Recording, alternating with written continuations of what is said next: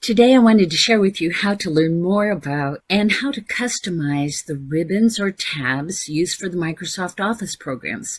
Things like Word, Excel, and PowerPoint, and other programs within their suite. What I will focus on is Word, Excel, and PowerPoint, but it works in all of the Microsoft applications just about the same way. This method of learning a new program will also help you in other programs. So let's get started. All of the programs have the same ribbon or tab headings at the top of their window. Then within the ribbon, it will have groups, and within a group, it will have individual tools. Let's take a look at the ribbon headings, the ribbon or tabs. I'll probably be calling it ribbon because that's the first term that it came out with, but you could also say tabs. So on the ribbons, if you can think about what do you want to do? If you want to put anything into your document or your spreadsheet or your presentation or PowerPoint, then you would probably go to the insert ribbon.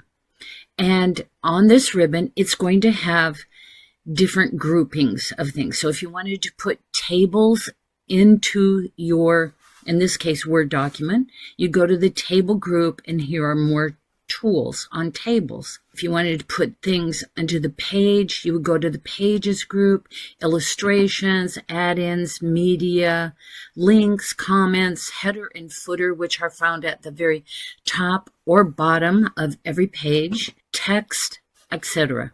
So you can, if you want to put it into, you go to the insert. The home ribbon is pretty much basic word processing, in this case, tools. And in it, you have your clipboard. We could do a whole program on just on the clipboard. Fonts, this is a special add-in. Paragraphs, styles, editing, voice, editor, and so forth. Within a group, let's take a look at the paragraph group. You have all the tools that do anything with paragraphs. So here are bullets, numbers. As I hold my cursor over the tool, a tooltip will pop up and tell me what it does. And if there is a shortcut for it, for example, if I go to align left, the shortcut for that is Control L on Windows. It would be Command L on Mac. Align center, align right, and so on. Everything to do with a paragraph is within this group, and for every single group. There are certain ribbons that are context sensitive. So if I go to insert and I insert a shape and just draw a shape, and then I double click that, it opens up the shape format ribbon, and all of these tools deal with the shape, bringing it forward, the position, wrapping text, the fill, the outline, everything to do with shapes. If I did an image, so if I go to insert pictures, I choose this device or any other, and I chose an image, then the picture format will come up, and I can change the wrap text to square so that I can move it around, put it any place that I want it, or all other kinds of styles. Anything to do with pictures will be on this picture format. You can even hold down the Shift tab and you can go back and forth between the shape or the picture in case you're putting them together. You may want to create your own customized ribbon. And to do that, you can go to File, Options, and then Customize Ribbon. And then you can see that I already have common commands here. If I wanted to rename it, I can right-click and rename. I can change the position of wherever this shows. I put it on the end so it would be a little less confusing to you. And over here, then I'd like to choose, you can look at popular commands or all commands. I like to see what's really in there. If I click over here and then type the letter of a command that I want to go to, and I want the read aloud tool in my common commands. So read aloud is selected here, common commands is selected here. Now I've chosen my tool. Now I need to add it to a group. It doesn't really fit in any of these groups, so now I can select new group, and I could add a new group to any of my other tabs if I wanted to as well. I can right click, rename this group. I can just put a symbol, or I'll call this reading for now. I can always change it later. Now I can choose read aloud to reading custom and add in. Now when I click OK, right here is the tool. To test that, we can just put in a random text, so equals rand, and we put in how many paragraphs we want. I'll do 4. And it puts in 4 paragraphs for us. And when I click read aloud, video provides a powerful way to help you prove your point. When you click online video, you can paste in the embed. So over here are play and pause tools, are forward or back. So any text that you wanted to, it would read aloud to you. And I don't have to go looking for it. I can just come to common commands and read aloud. You can do that again, as I said, in any of these groups that you want to. You can add special tools, or you can make your own on customized ribbon. Now, the quick access toolbar is quite a bit the same. So it normally shows on the bottom. You can right click on that. You can say show quick access toolbar above the ribbon. That actually will hold more than below, it looks like. I'm going to turn off the read aloud. And it comes with just a few tools on here. I like to put things that I use often on here. So again, you would just click on the drop down arrow. You can turn on tools that it automatically has for you, or ones that you've added. Now, to add more, you just go to more commands, and it acts the same way. You look under which commands you want to choose from, not on the ribbon, all commands, macros, popular commands, and then you'll scroll down to find whichever tool that you want to put and paste, and then we'll just add it. And it says for all documents, or you can just say for the document you're working on. So we'll add paste special. I'll say OK, and right there is paste special. So both your customized ribbon and your quick access toolbar are designed to give you tools at your fingertips that you don't have to go looking for them. Of course, you may forget where they are if you don't go looking for them anymore, but you have them right there. So whatever program that you're trying to learn how to use, try to get familiar with the menus or the tabs or ribbons, however they're called, and what's within that one tab or menu, and then how are they sorted within those menus or ribbons or tabs. and it will pay off for you so much. It'll save you so much time. I hope that was helpful. Good morning, everyone. I'm going to talk about safeguarding Windows against malware using some of the built-in tools that are available in your operating system that you may not be aware of.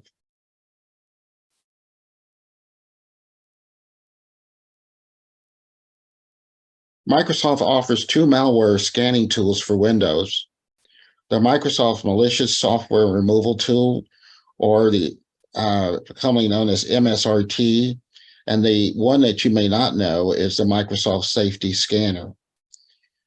The Microsoft Safety Scanner is less known, and it's a scans tool designed to find and remove malware from Windows computers. It's a portable executable that scans on demand, and it doesn't appear in the Windows Start menu or as an icon on your desktop. The malicious software removal tool and the Microsoft Scanner are both weapons in their arsenal of cybersecurity. It's designed to protect your digital lives from the ever-evolving threats lurking in the shadows of the digital realm. The MSRT is a free utility that scans, detects, and removes prevalent malicious software from Windows-based systems. It's released on a regular basis as part of the Windows update, and the MSRT acts as a silent signal, tirelessly searching for and neutralizing threats that may have found their way into your computer. The scanner is a standalone, on-demand, that can be downloaded and run when needed, providing a thorough analysis of your system to detect and remove malware that may have invaded the regular security measures. Its versatility and portability makes it an invaluable tool, capable of operating alongside existing antivirus software or as a secondary opinion when doubts arise.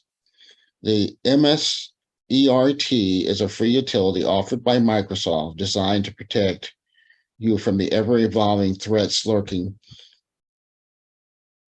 in the digital realm.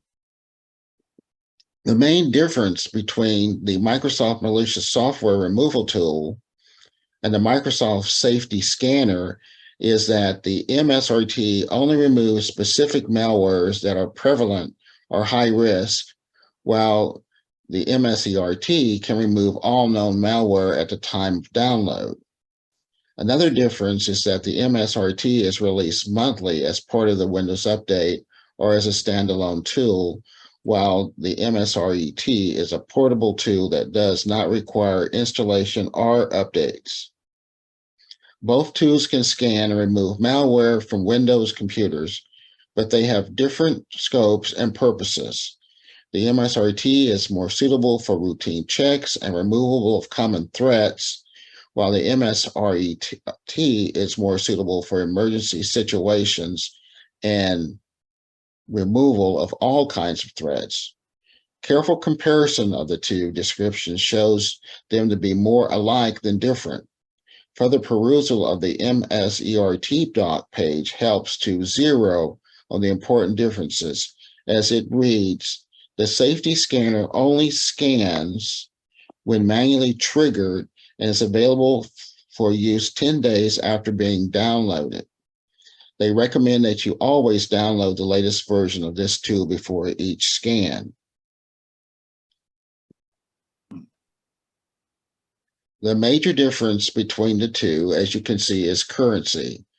By the third week of the month, a new version of MSRET should be available, whereas MSRT changes only once a month.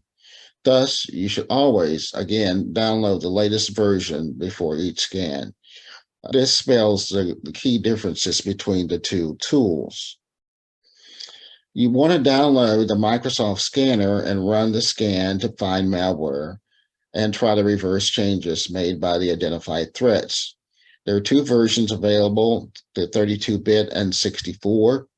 Most newer computers are 64-bit, so that would be the version that you would download. The Security Intelligence Update version of the Microsoft Safety Scanner will match the version described on the download page. And the Safety Scanner only scans when manually triggered, and the Safety Scanner expires 10 days after being downloaded. So there again, remember, you always want to download the latest version. To run it, you download the tool and open it, select the type of scan you want to run, and start the scan. Review the scan results displayed on the screen, and then for a detailed detection results, you can view the log by entering a run command with that string. To remove the tool, you delete the executable file, which is identified as ℙ𝕝𝕗𝕃.exe by default. To rerun the scan with the latest anti-malware definitions, you download the tool again and run the scanner. Like clockwork, Microsoft also issues Windows security and bug fix updates on the second Tuesday of each month. Over time, this day of the month has become known as Patch Tuesday or Update Tuesday. These updates flow through the Windows Update facility. Patch Tuesday includes an item named Windows Malicious Software Removal Tool, or also known as MSRT. As part of the normal update drill for most Windows users, the MSRT gets run every Tuesday as a matter of routine. That means that many, if not most, Windows desktops get an obligatory malware check and repair run at least once a month. MSRT can be run on its own, but it's not required or used in that way very often.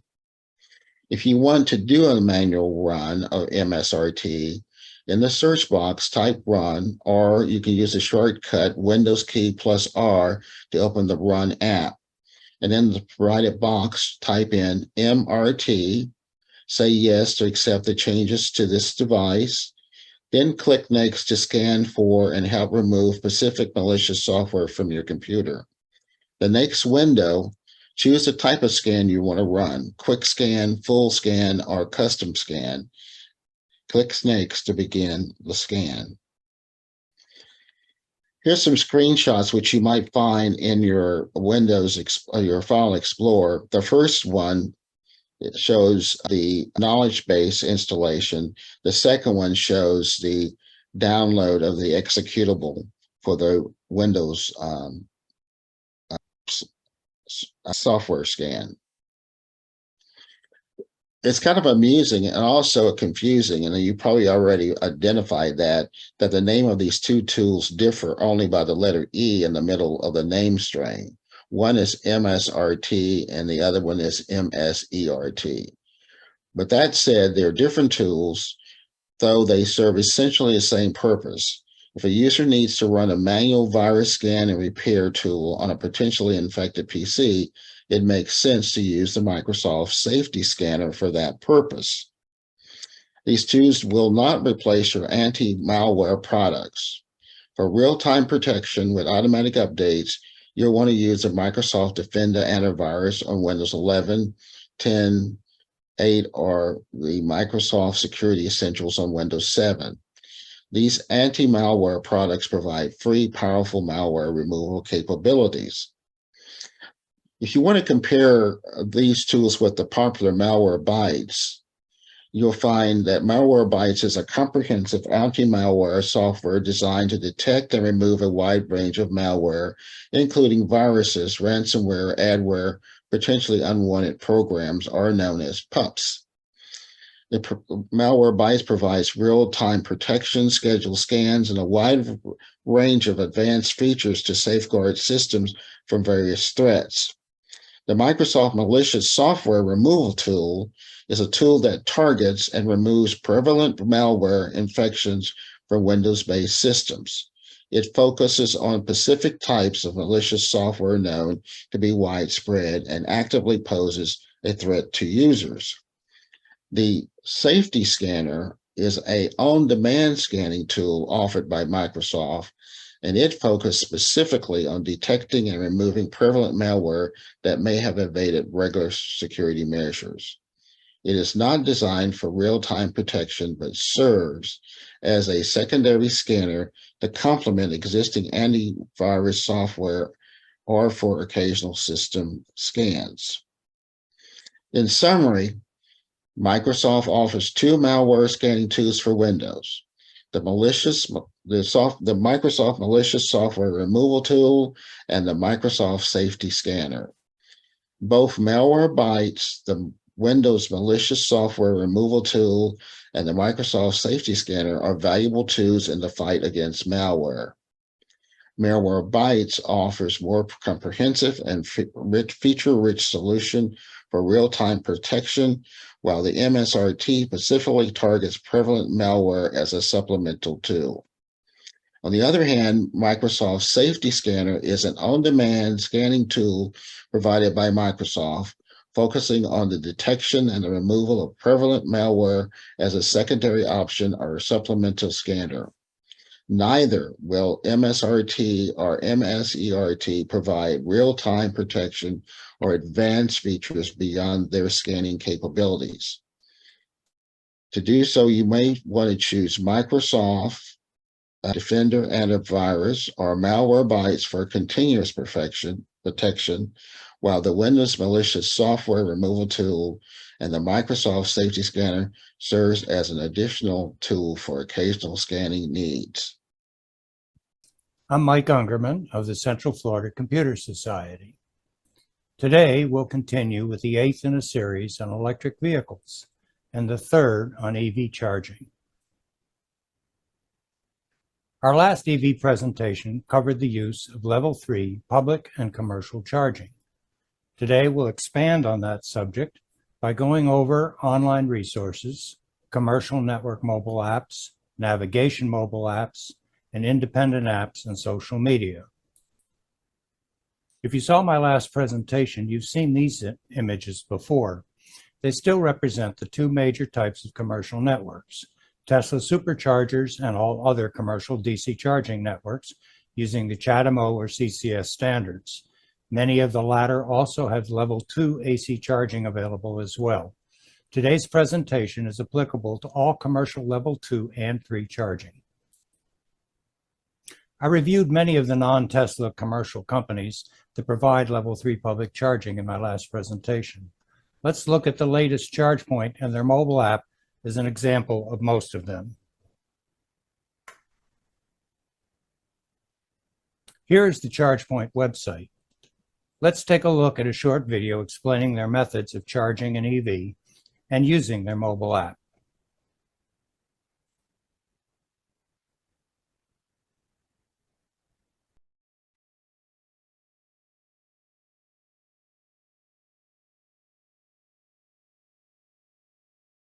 Hi everyone, I'm Lucia from ChargePoint and I'm going to show you how simple it is to charge any electric vehicle using ChargePoint.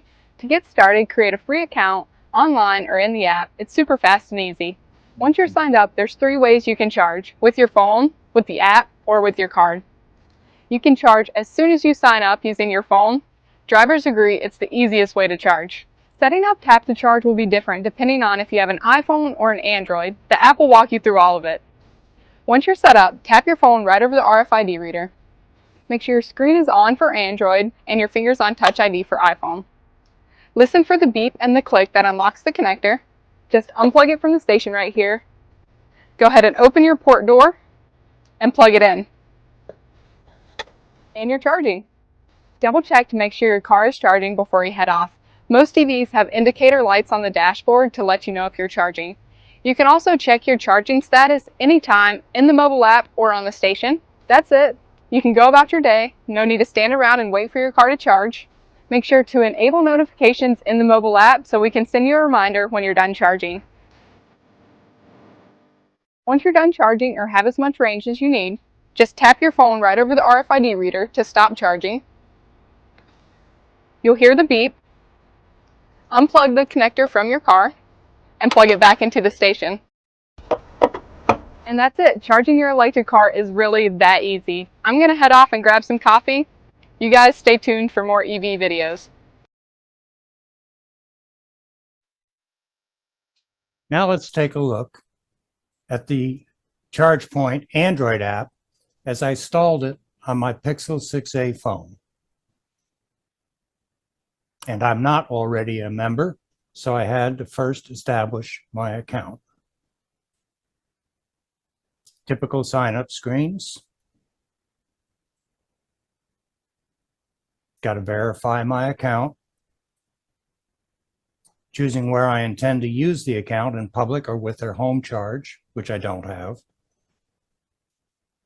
How I will pay for my charge. Note that I can tie this account in with my Google Pay if I wish, a fully mobile transaction.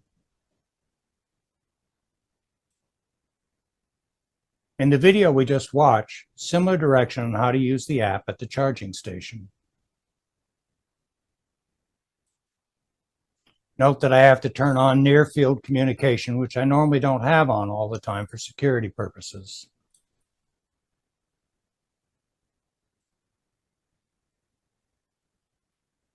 Now I can configure the app for my vehicle. I've set it up for my Kia Niro plug-in hybrid. I'll enable notifications. I'll allow location access so I can get location information on their charging stations. I can filter out their charging stations not relevant to my vehicle if I wish. Now we see a map near my present location. The gray point on the map, shown here, is one of ChargePoint's charging stations near me. Since my Kia Niro doesn't support level 3 charging, I have the option to select only those connectors that I can use. Here I have selected a level 1 wall outlet and a level 2 J1772 connector. You can see the DC fast charging stations also available, which I might use at some point in the future if I purchase a full battery electric vehicle. A Fisker interests me at the moment. Now we're back to the map, and I'm getting some green icons that match my charging requirements.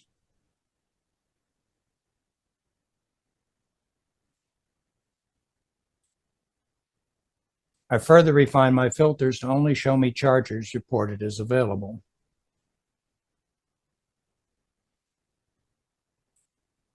Here, I've requested the details of the chargers that are shown to be available. Note that the first one is a free charger at a retail establishment. Second two will require payment.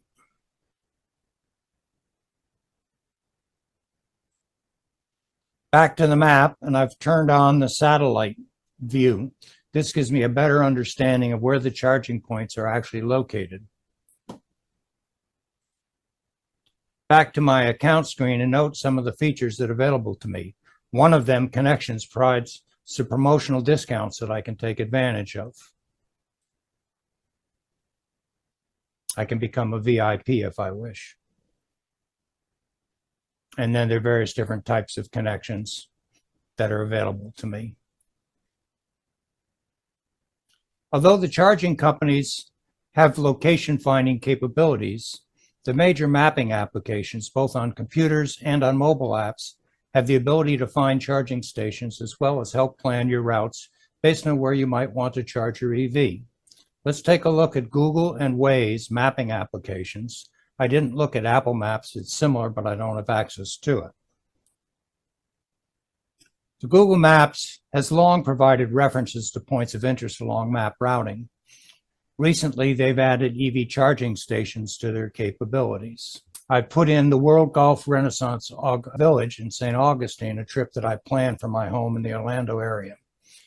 I'm using this trip as mapped out on Google Maps to see where I could charge my Kia Niro. Here's the route of approximately 113 miles. My Kia, when fully charged, provides 26 miles of pure EV before switching into hybrid mode. If I want to have a full battery for the return trip, I'm going to have to recharge at my destination.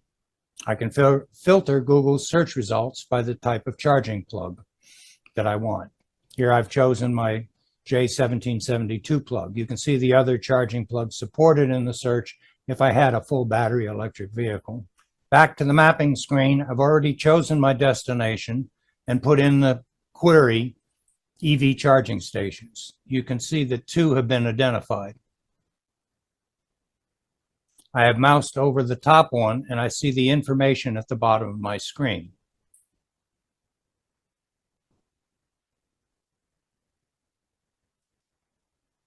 A street view of the charging station can be obtained. For the first one, it looks like it's out in the country somewhere. This additional view is a little better. It appears to be either at a hotel or commercial building.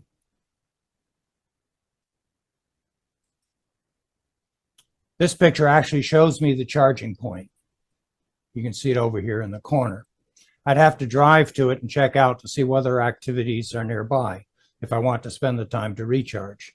Given that I have a full hybrid capabilities for my return trip, I'll likely not do so. But if this was a BEV, I'd have to find another location. Now, let's compare Waze's EV support. Although Google now owns Waze, the display and information can be different. Here I get this prompt to customize my settings. And I can turn these features on, and as in Google, select my charging plugs. I'll compare Waze's results for the same trip I put in Google Maps. Note that there's an EV charging station icon pictured to add a stop.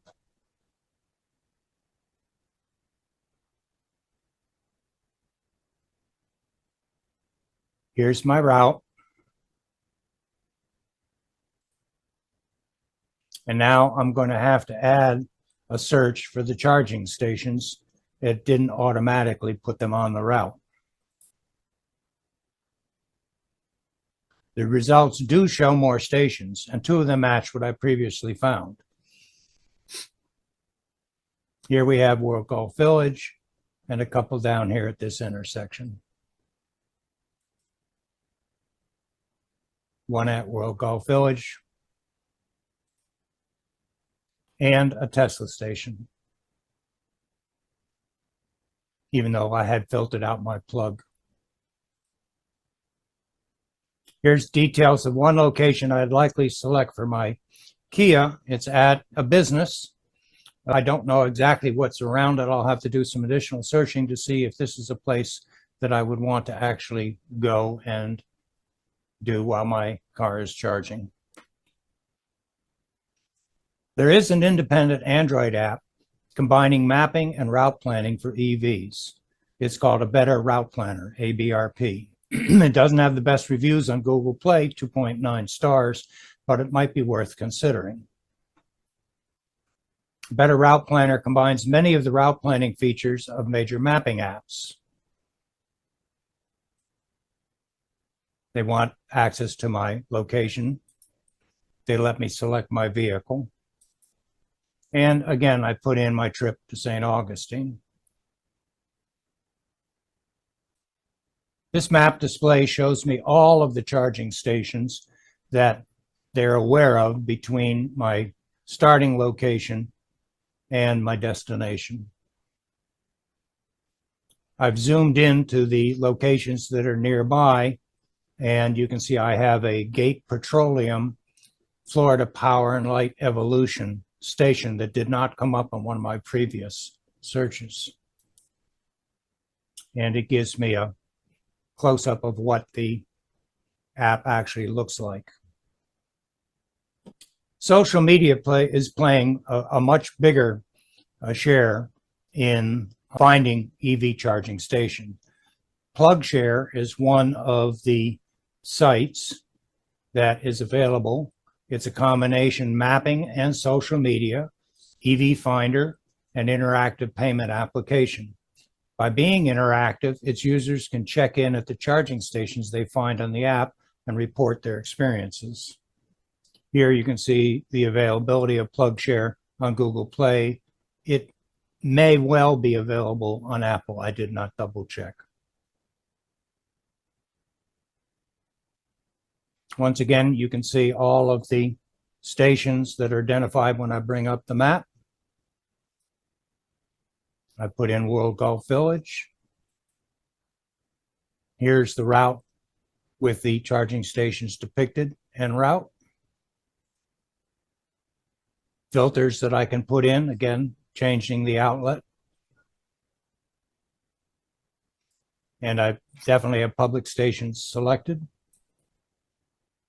This one lets me choose the charging networks if I wish. And it has a couple of pages of those. All right, we're now zoomed in to the World Golf Village and Renaissance Village, and you can see 2 of the charging stations shown. Here's the dermatology station we found previously. Another one, DJ Capital, investment location apparently.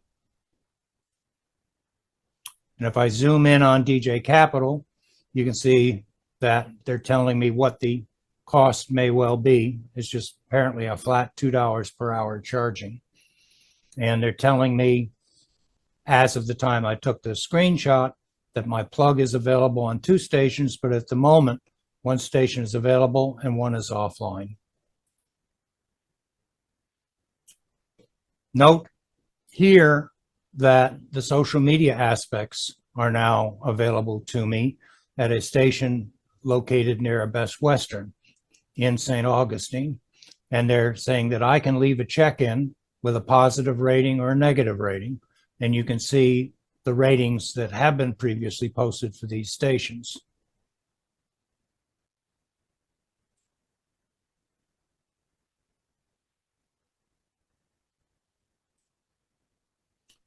They also use what they call leaderboards, which, and the social media site, they designate people as explorers, where people have check-ins in the last 30 days. Heroes, ranked by number of check-ins at shared, this one says at a shared home charger. And scouts, ranked by the number of stations added to the network. Oliver apparently is added to the network, 6,572 stations, quite an achievement. PlugShare has some additional features, and they have an extensive help file. You can navigate with PlugShare. You can actually set up an account and pay with PlugShare, and there are archived PlugShare resources. One of the bigger social media sites is Twitter. They serve many purposes. One of them is to support those attempting to find nearby EV charging stations and their status. The Twitter account, Rate Your Charge, is one Twitter account that supports this function. Rate Your Charge, and this is the Twitter account. And it is brought to you by the team of Out of Spec, which is a YouTube channel doing extensive ratings of EV sites. At the moment, they've got 8,363 followers, so they have a bit of a way to go. Rate Your Charge does come out with a weekly newsletter, and you get a weekly report at this link tweeted out. So if you follow them, you'll get this, and you can see that they will rate satisfaction and availability for Teslas, ChargePoint, EVgo, all other stations, and Electrify America. This is just an example of the weekly newsletter, which at the present time is online, and I don't believe you can sign up for it. Here's an example of a tweet posted by one of the members of Rate Your Charge, and he's saying he's getting slow speeds at this particular network in this particular location. Another one near a Best Buy and sporting goods in Seattle, and another one in Michigan on a Tesla supercharger. So that's a good example of the types that are available. I've archived a number of YouTube videos which support my reference for EV presentations. The URL for the site is available in periodic Saturday Tech for Senior newsletters. If you're going to be using public level 2 and 3 chargers, you will likely use one or more mobile apps to support your search for a charging station and the process of charging your EV and paying for the use of the charger. Recently, General Motors and Ford announced that future EVs will be manufactured with the Tesla North American Charging Standard interface, or provide an adapter until their vehicles are so produced. Many other EV manufacturers are likely to follow suit. Tesla's in the process of providing adapters on their supercharger network for EVs with CCS charging. So this pretty much wraps up my sub-presentations, if you will, on charging. My next EV presentations will start a review of the makes and models of electric vehicles.